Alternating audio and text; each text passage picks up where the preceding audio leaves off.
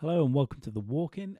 Today we are going to give you a very brief overview of Mi5. So please subscribe and give us a like and share if you so would, please.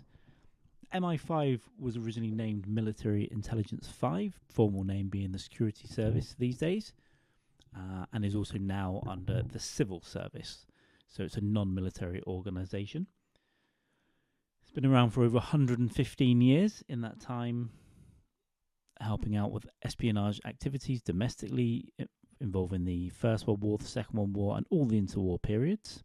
And more recently has been allowed to work in serious crime, serious and organised crime, in surveillance, particularly post 9/11.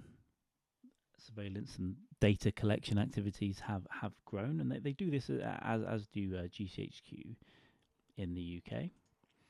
So there are offices or groups within Mi5 that work against state actors, and we know who they might be, against terrorist groups, cybersecurity, protective security, the counter-proliferation of weapons of mass destruction, counter-espionage, and counter-terrorism.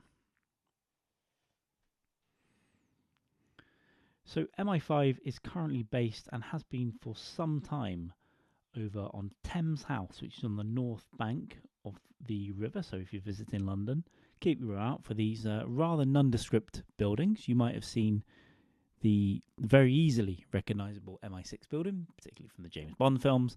But across the river on the north bank, you have on Millbank, Thames House. Very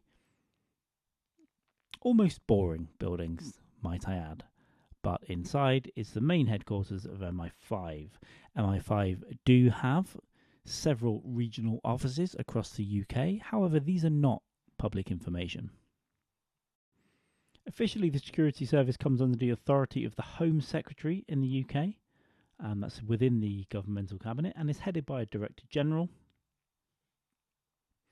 And the Deputy Director General is responsible for the operational activity of the service, for the four branches being International Counterterrorism, National Security Advice Centre, which is the counter-proliferation, counter-espionage, Irish and domestic counterterrorism, and technical and surveillance operations. And they liaise very closely with SIS, the Secret Intelligence Service, otherwise known as MI6, GCHQ, the Government Communications Headquarters, and the Defence Intelligence.